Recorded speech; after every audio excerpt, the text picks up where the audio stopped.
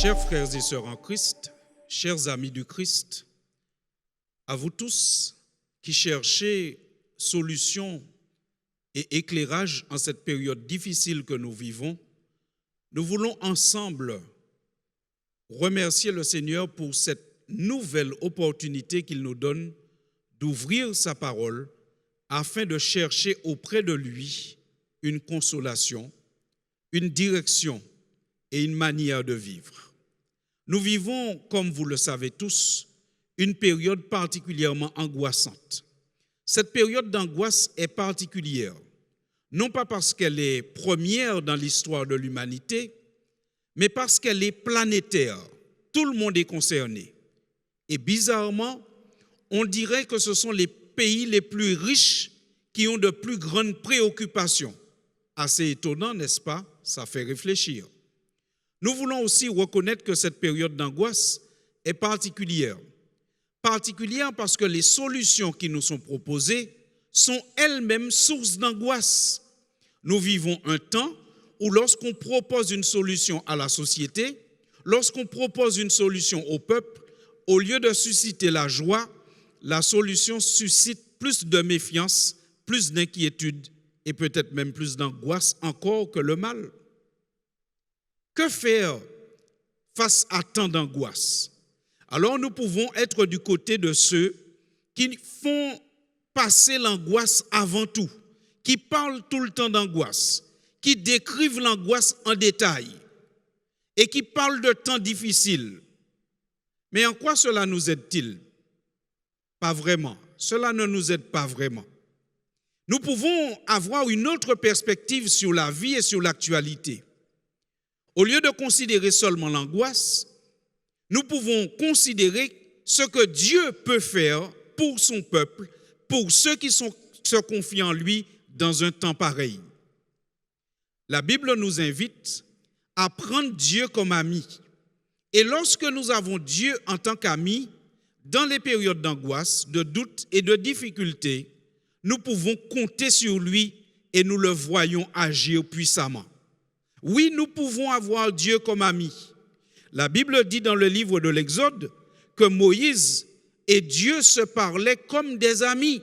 Exode 33 au verset 11. Et Jésus lui-même, quand il est venu, il a dit à ses disciples dans Jean 15, à partir du verset 13 jusqu'au verset 15, « Je ne vous appelle plus serviteurs, mais je vous appelle mes amis. » Dieu désire être notre ami. Il désire être l'ami de tous les hommes. Il en a donné l'exemple et le témoignage. Mais comment fonctionne l'amitié selon Dieu? L'amitié selon Dieu est racontée, présentée de manière très simple dans le livre des Proverbes au chapitre 17 et au verset 17. Nous lisons ce qui suit. « L'ami aime en tout temps, et dans le malheur, il se montre un frère. » Pour Dieu, l'amitié doit s'intensifier dans le malheur. L'amitié doit même franchir un cap. On va passer de l'amitié à la fraternité. L'ami aime en tout temps, mais dans le malheur, il se montre un frère.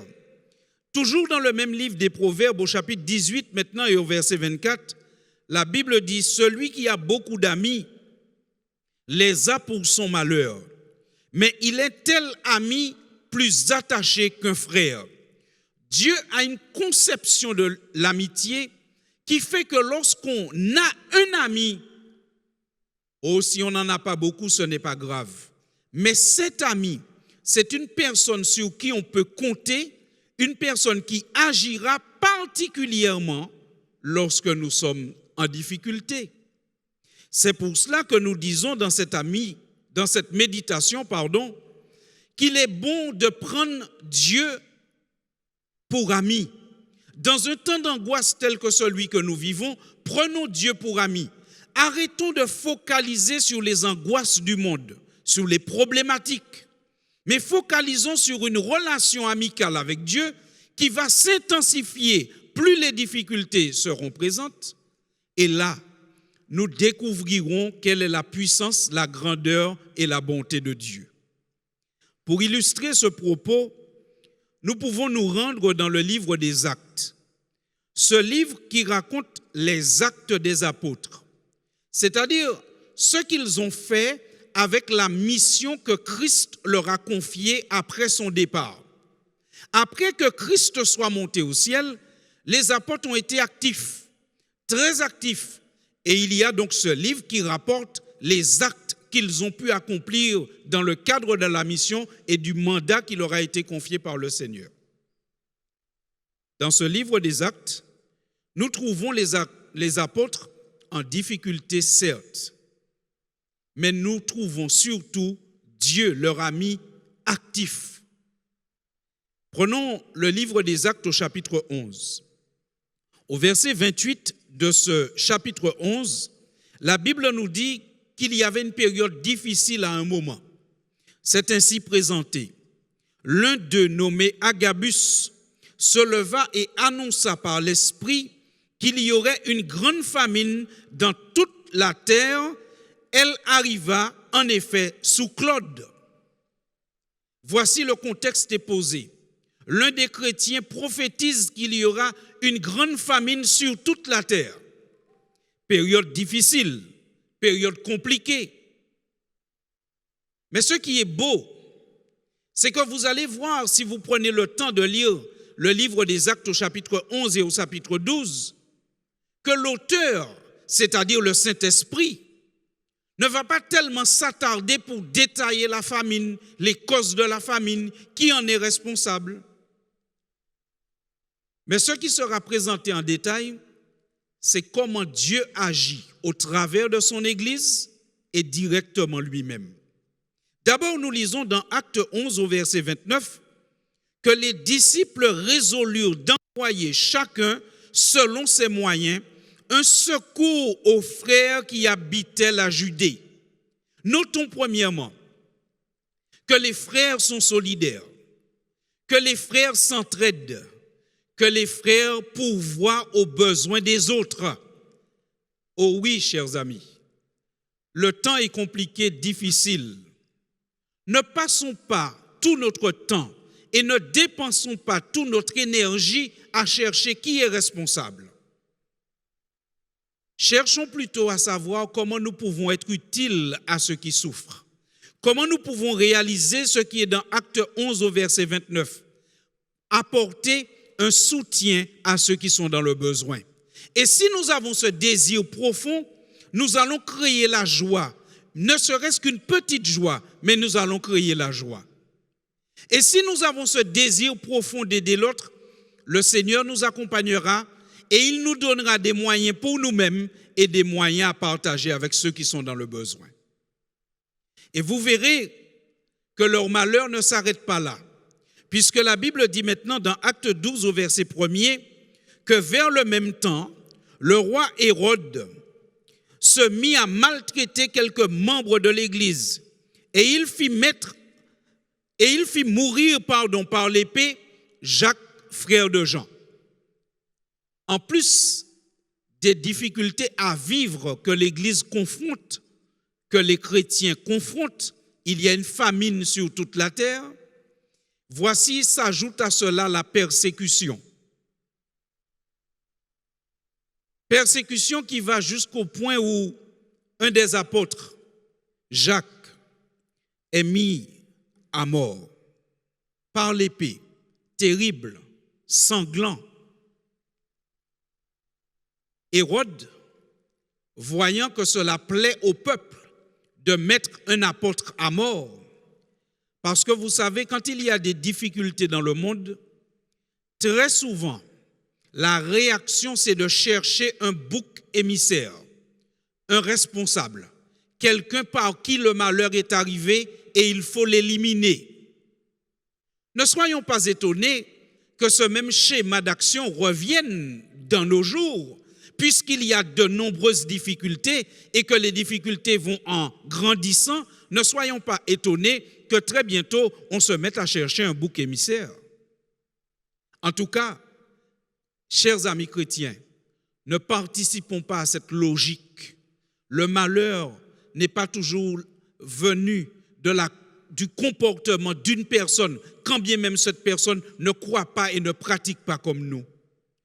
N'entrons pas dans cette politique de bouc émissaire, de persécution, de destruction de ceux qui sont différents.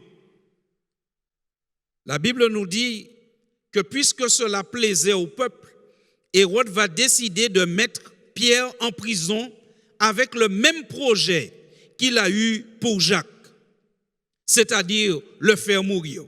Il prend toutes ses précautions. Il le met dans une prison sécurisée, il le fait bien garder, et on pourrait même dire hyper bien gardé. Mais ce qu'Hérode avait négligé, c'est que Dieu est un ami pour ses enfants. Et dans le malheur, il se montre un frère. Ce qu'Hérode avait ignoré, c'est qu'il n'avait pas en face de lui juste des hommes désarmés, mais il avait aussi en face de lui l'Éternel des armées, celui qui veille sur ses enfants. Et la Bible nous dit, alors qu'il a mis Pierre en prison et qu'il l'a fait bien garder et qu'il pensait le tuer comme il a tué un apôtre déjà, la Bible nous dit que le Seigneur va intervenir avec puissance. Il va manifester sa gloire. Il va se comporter, le Seigneur, en ami frère. Il va délivrer Pierre et l'Église va se réjouir. Mais mes chers amis, j'aimerais attirer votre attention sur le verset 5 du chapitre 12 du livre des Actes, où la Bible dit, Pierre donc était gardé dans la prison et l'Église ne cessait d'adresser pour lui des prières à Dieu. Voilà la mission de l'Église. Prier pour ceux qui sont en difficulté. Prier alors que nous vivons une période d'angoisse. Prier, être ensemble. Chers amis, ce n'est pas le temps pour l'Église de fouiller toutes les pages secrètes d'Internet pour chercher des choses sur des sociétés secrètes. Ce n'est pas le temps de faire ces choses. Ce n'est pas le temps de s'adonner à ces choses. Ce n'est pas le temps de perdre son temps et son énergie dans cela. Ça n'apporte rien. Ce qu'il faut faire, c'est que l'Église se mette en prière. C'est que l'Église se mette en prière et à prier. C'est que l'Église devienne solidaire, soutenant le bras de celui qui est affaibli. C'est que l'Église se mobilise pleinement pour la prédication de l'Évangile, s'investissant en temps et en argent pour permettre la prédication de l'Évangile. Nous voyons qu'Hérode a très mal accepté cette intervention du Seigneur. Puisque la Bible nous dit, au verset 18, toujours du chapitre 12 du livre des Actes, quand il fit jour, les soldats furent dans une grande agitation pour savoir ce que Pierre était devenu. Hérode, s'étant mis à sa recherche et ne l'ayant pas trouvé, interrogea les gardes et donna l'ordre de les mener au supplice. Ensuite, il descendit de la Judée à Césarée pour y séjourner. Ce passage montre qu'Hérode n'en avait pas fini avec les chrétiens. Ce passage montre toute la méchanceté d'Hérode. Alors que le Seigneur a libéré Pierre avec puissance, par un miracle, Hérode, pour passer sa colère, juste pour passer sa colère, fait mourir tous les gardes qui étaient présents comme s'ils étaient responsables de la libération de Pierre. Ils n'étaient pas responsables, c'est Dieu qui en était le responsable. Et par conséquent, nous retrouvons ici toute la méchanceté d'Hérode manifestée. Il veut en finir avec ceux qui louent le Seigneur et quand il ne peut pas les tuer, il tue tous ceux qui pensent qu'ils ont pu les aider. Et puis dans sa colère et dans son orgueil, il se décide à descendre à Césarée. Et là, arrivé à Césarée, il va faire une chose extraordinaire. Arrivé à Césarée, Hérode va exprimer publiquement ce qui était déjà dans son cœur. Puisque la Bible nous dit qu'au verset 21, au jour fixé, Hérode, revêtu de ses habits royaux et assis sur son trône, les harangua publiquement. Et le peuple s'écria, voix d'un Dieu et non d'un homme. Hérode laisse ici voir ce qu'il avait déjà dans le cœur. Il se prend pour Dieu. Il fait tout pour être acclamé comme un Dieu. Il veut éliminer tous les serviteurs de Dieu parce qu'à ses yeux, il est le seul Dieu digne d'adoration. Hérode se conduit ici à l'image, malheureusement, de Satan, celui qui se prend pour Dieu, qui veut la place de Dieu, qui veut recevoir l'adoration de Dieu et qui fait beaucoup de tort autour de lui, même à ses propres gardes. Mais mes chers amis, là encore, la Bible nous montre qu'il ne faut pas passer notre temps à nous inquiéter, qu'il ne faut pas passer notre temps à regarder le monde avec angoisse, mais qu'il faut passer notre temps à nous rappeler que Dieu est tout-puissant et qu'il est maître de l'histoire. La preuve, c'est qu'au verset 23 du chapitre 12 du livre des Actes, la Bible dit, tandis qu'Hérode se fait acclamer comme un Dieu, au même instant, un ange du Seigneur le frappa, parce qu'il n'avait pas donné gloire à Dieu, et il expira rongé des vers. Terrible comme verset, triste comme verset. Mais ce verset révèle une chose, c'est que lorsque quelqu'un a un plan pour détruire Dieu, détruire le rayonnement de Dieu, détruire les enfants de Dieu, détruire l'image de Dieu, et qu'il est entêté dans cette démarche, le Seigneur n'abandonne jamais ses enfants et il se montre un ami frère, parce que l'ami aime en tout temps, mais dans le malheur, il se montre un frère. Oh mes chers amis, si vous pensez que le monde traverse une grande période d'angoisse, vous n'avez pas tort. Mais vous devez surtout penser que Dieu, dans cette grande période d'angoisse, manifestera une grande puissance et un grand amour en faveur de ses enfants. Et nous avons dit il y a quelques minutes qu'Hérode se comportait à l'image du diable qui veut de tout temps prendre la place de Dieu. Nous pouvons vérifier cela dans le livre de l'Apocalypse au chapitre 13. Dans ce livre de l'Apocalypse, dernier livre de la Bible, au chapitre 13, il y a un verset qui mérite toute notre attention dans le cadre de cette réflexion. Dans Apocalypse 13 au verset 4, la Bible dit ceci. La Bible dit qu'il y a une partie du monde à la fin des temps qui adore le Seigneur. Mais il y a une autre partie du monde qui adore le diable. Lisons. Apocalypse 13 au verset 4. Et ils adorèrent le dragon parce qu'il avait donné l'autorité à la bête. Ils adorèrent la bête en disant, qui est semblable à la bête et qui peut combattre contre elle? Quelle manifestation d'orgueil et de prétention!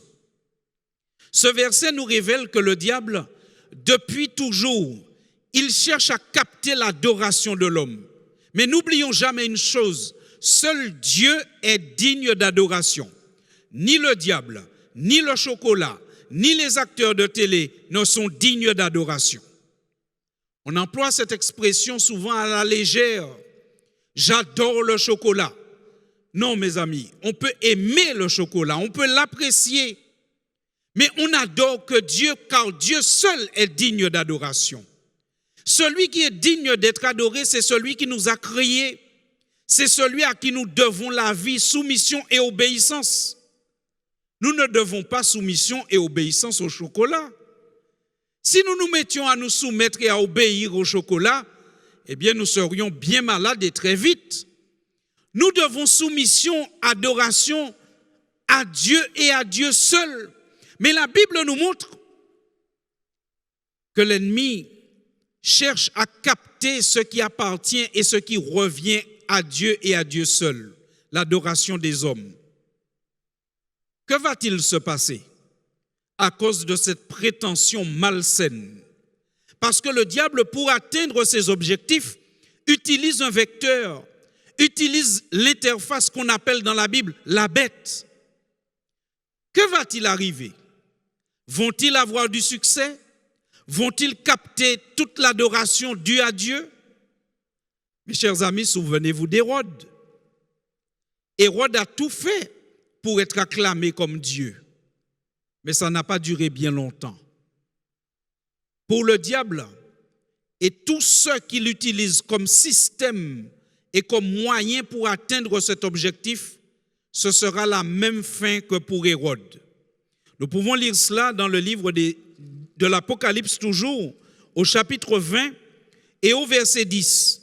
Le livre de l'Apocalypse au chapitre 20 et au verset 10, la Bible nous dit « Et le diable qui les séduisait fut jeté dans les temps de feu et de soufre, où sont la bête et le faux prophète, et ils seront tourmentés jour et nuit au siècle des siècles. » Encore au verset 14, la Bible parle toujours de cet étang de feu et dit « Et la mort et le séjour des morts furent jetés dans l'étang de feu. » C'est la seconde mort, l'étang de feu. Hérode agissait à l'image du diable. Il a voulu se faire adorer, persécuter les enfants de Dieu. Il a voulu augmenter les douleurs des enfants de Dieu. Ça n'a pas duré bien longtemps parce que le Seigneur est intervenu. Le diable lui-même et tout ce qu'il utilise comme système pour capter l'adoration due au Seigneur, pour persécuter les enfants de Dieu, augmenter les douleurs de la terre, le diable lui-même connaîtra la même fin qu'Hérode. Le Seigneur interviendra et il sera jeté dans les temps de feu et de soufre avec tous ses suppôts, tous ses complices, la bête et le faux prophète. Et la Bible appelle ce lieu la seconde mort. Cela signifie que le diable et tous ceux qui l'accompagnent dans son œuvre de destruction et de torture de l'humanité seront un jour enlevés de l'univers. Chers amis, voici la clé de ce que nous voulions vous proposer en ce moment comme réflexion. Ne passons pas notre temps, n'utilisons pas notre énergie à chercher à comprendre tous les détails de l'angoisse et des menaces. Mais passons plutôt notre temps à nous rappeler et à méditer que Dieu est un ami frère. Dieu est un ami qui aime en tout temps et qui dans le malheur se montre un frère. Quand le malheur est grand, l'amour et la puissance de Dieu se manifestent avec d'autant plus de grandeur pour venir en aide à ses enfants. Oh mes chers amis, ne nous laissons pas dévorer par l'angoisse. Ne nous laissons pas captiver par l'actualité. Vivons cette espérance que bientôt le mal ne sera plus. Mais en attendant, devenons amis de Jésus. Devenons amis de Jésus afin que dans le malheur, il se montre un frère pour nous. Et Jésus l'a dit dans l'évangile de Jean, au chapitre 15, versets 13 à 15, il a dit « Vous êtes mes amis si vous faites ce que je vous commande ». Jésus veut que nous puissions entrer dans une relation de proximité et d'obéissance avec lui. Une relation de confiance. Une relation où nous n'aurons pas à tourner les regards à droite et à gauche, mais nous aurons seulement à lever les yeux en haut. Nous aurons en nous le pouvoir de l'espérance. Et ce pouvoir nous permettra d'affronter le présent et d'envisager le futur avec confiance, sachant que nous avons un ami tout-puissant qui se montre un frère dans le malheur. La Bible nous invite à conclure cette réflexion en prenant un verset qui se trouve dans le livre de l'Apocalypse, toujours au chapitre 3. Et ce sera notre conclusion.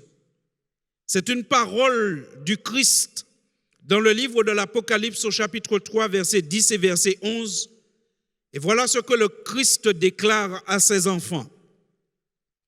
Parce que tu as gardé la parole de la persévérance en moi, je te garderai aussi à l'heure de la tentation qui va venir sur le monde entier pour éprouver les habitants de la terre. Je voudrais relire ce passage. Permettez-le-moi. Parce que tu as gardé la parole de la persévérance en moi, je te garderai aussi à l'heure de la tentation qui va venir sur le monde entier pour éprouver les habitants de la terre. Je viens bientôt, retiens ce que tu as, afin que personne ne prenne ta couronne. Chers amis, chers frères et sœurs, chers amis du Christ, voici ce que le Seigneur déclare ce matin. Il viendra des temps difficiles, mais ne vous inquiétez pas trop de cela. Il y aura des problèmes qui vont s'ajouter aux problèmes, un peu comme Hérode le faisait. À la famine, il a ajouté la persécution. Mais le Seigneur dit, une chose, une seule doit être notre préoccupation. Garder la parole de la persévérance en Christ. Garder le lien avec Christ. Christ qui dit, je reviens bientôt. Retiens ce que tu as. Oh mes chers amis, notre Seigneur Jésus n'a jamais abandonné ses enfants. Et ce n'est pas maintenant qu'il commencera. Notre Seigneur Jésus n'a pas abandonné son Église au moment où l'Église commençait à se développer dans la difficulté. Il n'abandonnera pas non plus son Église à la fin des temps, quand l'Église doit terminer la prédication de l'Évangile et le témoignage dans des temps bien difficiles. Partageons la bonne nouvelle. Invitons nos amis à poser un autre regard sur la vie. Non pas le regard de l'angoisse, mais le regard de l'espérance. Le regard qui nous rappelle que nous avons un ami frère, un ami qui aime en tout temps, mais qui se montre un frère dans le malheur, et cet ami s'appelle Jésus-Christ. Chers frères et sœurs, chers amis du Christ, vivons cette réalité pleinement. Proclamons cette réalité pleinement. Invitons tous nos amis à entrer et à vivre le pouvoir de l'espérance. Invitons-les à suivre ces conférences qui sont diffusées sur 3 chaînes de télé, diverses chaînes YouTube et des radios chaque soir jusqu'au 27 décembre. Oh chers amis, ayons cette lucidité de partager cette bonne nouvelle et de vivre cette bonne nouvelle. C'est la seule solution pour ceux qui veulent traverser ces temps difficiles. Prions donc ensemble. Merci Seigneur. Merci de te présenter à nous comme un ami qui veut être un frère. Merci pour tant d'amour que tu as déjà manifesté envers nous. Merci pour ta parole, Seigneur, parce que nous y trouvons des modèles de ce qui va se passer à la fin des temps. En miniature, certes, mais nous sommes rassurés parce que nous savons que tu restes toujours au contrôle et que tu n'abandonnes jamais tes enfants. Oh oui, Éternel, dans ton amour et dans ta bonté, tu nous as envoyé Jésus-Christ. Oh oui, Seigneur Jésus, dans ton amour, tu es venu mourir pour nous afin que nous ayons le pardon de nos péchés, mais tu reviens bientôt et nous voulons publier cette bonne nouvelle. Éternel, garde-nous s'il te plaît en ta paix, garde-nous dans la sérénité, au nom de Jésus. Amen. Chers amis, je vous invite à poursuivre cette prière individuellement, à poursuivre l'étude de la Bible que nous avons eue ce matin. Et surtout, je vous invite à publier l'espérance. Jésus revient bientôt. Jésus veille sur ses enfants. Que Dieu nous bénisse et à très bientôt.